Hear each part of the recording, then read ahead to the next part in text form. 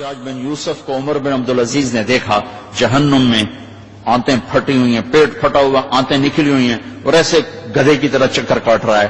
تو پوچھا کیا حال ہے؟ کہا بس ایمان کی آس پہ پڑا ہوں کہ کبھی تو اللہ جنت میں ڈال دے گا.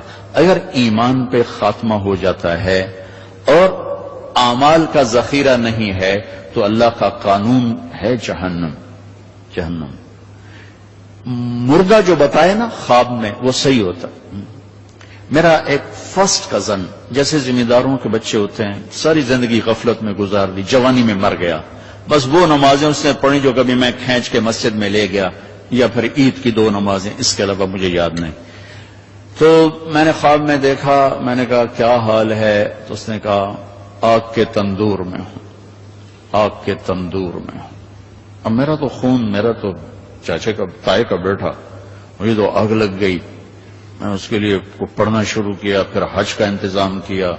تو حج کے بعد جب واپس آیا تو پھر مجھے نہیں خواب ہے، ایک اور ساتھی کو خواب آیا کہ طارق میاں سے کہو تمہارا تحفہ مجھے مل گیا، وہ جو میں نے حج کروایا اس کی طرف سے.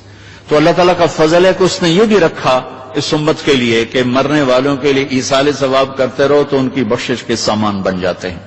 تو اگر ایمان ہے اور عمل نہیں ہے تو سیدھا جنت میں نہیں جائے گا، وایا ہو کر جائے گا. اور اعمال میں میرے عزیزو، میں نماز کی پہلے تھوڑی بات کی تھی. روزے گرمی میں میرا اور آپ کے صبر کا امتحان ہے، میرے آپ کے عشق کا امتحان ہے کہ ہم اللہ کے لیے کتنی بھوک برداشت کرتے ہیں اور اللہ کے لیے کتنی پیاس کو برداشت کرتے ہیں.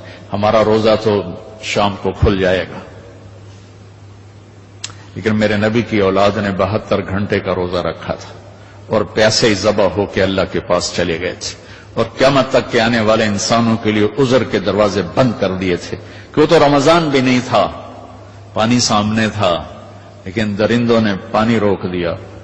حسینی قافلے کی بات کر رہا ہوں، اور چھوٹے 2 سال کے معصوم بچے سے لے کر حسین عالی مقام تک سارے گھر گھرانے نے 72 گھنٹے نہ پانی کا قطرہ نہ روٹی کا لقمہ، اور اسی بھوک پیاس میں اللہ کی بارگاہ میں حاضر ہو گئے اور امت کو پیغام دے گئے. عاشق ہوں میں عشق کماں میں دل رکھیں وانگ پہاڑوں ہو، سہ بدیاں ہزار الا میں کر جانے باغ بہاراں ہو. منصور جے چپ سولی دیتے جڑے واقف کل اسراراں ہو. سجدیں سر چائیں نبا ہو توڑے کافر کہن ہزاراں ہو. عاشق سوئی حقیقی جڑا قتل معشوق دے مننے. سر نو جوڑے تے مکھ نہ موڑے پمیں 100 تلواراں کھنے. سچا عشق حسین علی دبا ہو سر دتے تے راز نہ بھنے. یہ پیغام دے کر گئے.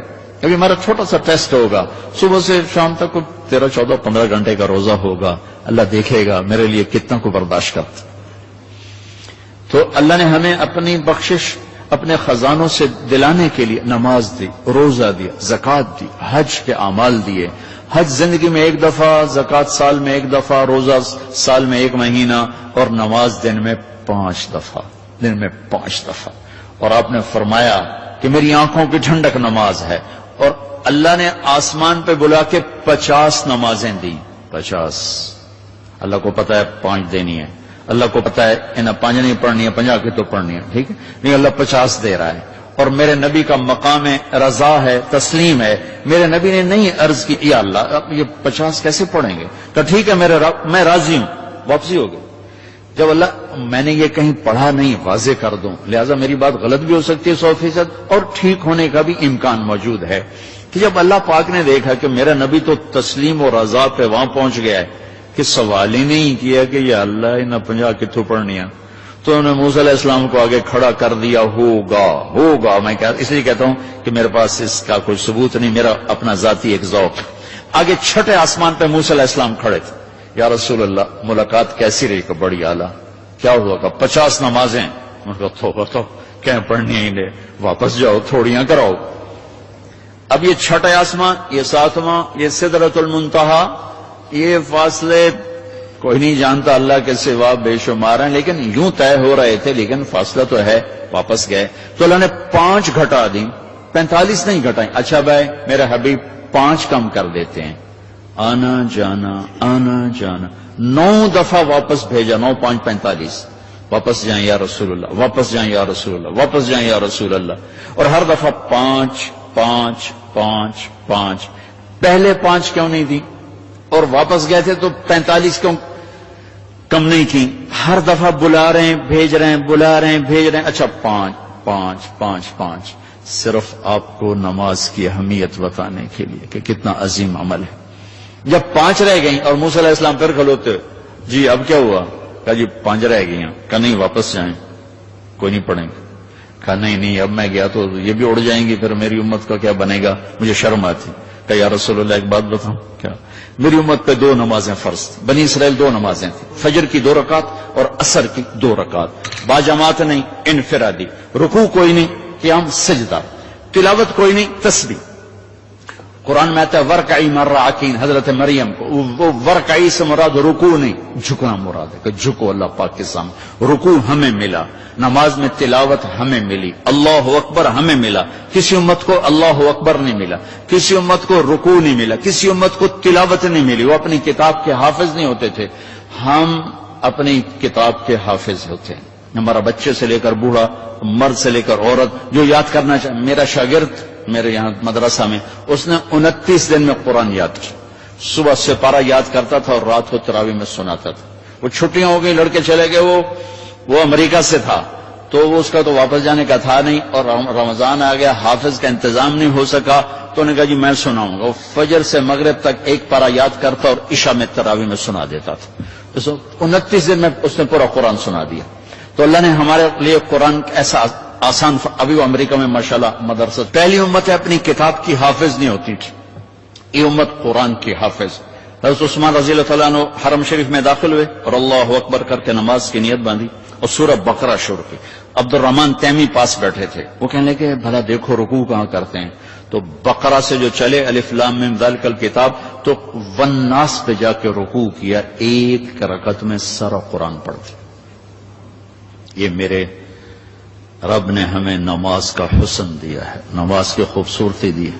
ابو ریحانہ ایک سفر سے واپس آئے تو ان کی بیگم ان کے انتظار میں، اس زمانے میں نہ کوئی موبائل نہ ٹیلی فون، تو انتظار ہوتا تھا، جو جب رات کو بیٹھنے لگے تو کہنے لگے 2 نفل پڑھ لو پھر بیٹھیں گے، ان کہاں پڑھ لو، اللہ اکبر۔ جو شروع ہوئے چلتے چلتے چلتے چلتے فجر کی اذان پہ جا کے 2 نفل ختم ہوئے، تو کہنے لگے ابو ریحانہ اما لنا من کا نصیب، میرا کوئی حق نہیں تھا؟ کہنے لگے مجھے معاف کرنا، میں بالکل بھول گیا، مجھے یاد ہی نہیں رہا۔ کہنے لگے اللہ کے بندے ایک کمرے میں بیٹھے ہوئے اور تم سفر سے واپس آئے ہو، انہوں نے کہا میں بھول گیا، سانو تو نمازیں تنگ کی رکھ دی، نماز دے یاد آ رہی، اور ایک کمرے میں میں تمہیں یاد کیسے نہیں آئی؟ کہنے لگے جب میں نے قرآن شروع کیا تو جنت میرے سامنے ایسی آئی کہ مجھے بھول ہی گیا کہ میں کہاں کھڑا ہوا۔ ہماری یہ نماز چاہے نہ بنے، چاہے یکسوئی والی نہ بنے، لیکن ہمیں سجدے کا حکم ہے، اگرچہ بت ہیں جماعت کی آستینوں میں، مجھے ہے حکم اذان لا الہ الا اللہ۔ وہ بت میری اپنی آستین میں بھی ہوں گے تو بھی مجھے سجدہ کرنا ہے، میرا دل ٹکے نہ ٹکے مجھے ماتھے کو زمین پہ ٹیکنا ہے اور مجھے اپنے اللہ کے سامنے جھکنا ہے۔ تو موسیٰ علیہ السلام نے کہا 2 نمازیں نہیں پڑھ سکے، 5 کیسے پڑھیں گے؟ کہ بس جس کا نصیب ہے وہ پڑھے گا، میں واپس نہیں جاؤں گا، میں لے کے جاؤں گا۔ جب آپ چلے نیچے تو پیچھے سے اللہ کی آواز ہے میرے محبوب ہماری تو پھر 50 ہی ہیں، آپ کی امت 5 پڑھے گی 50 لکھوں گا، آپ کی امت 5 پڑھے گی 50 لکھوں گا۔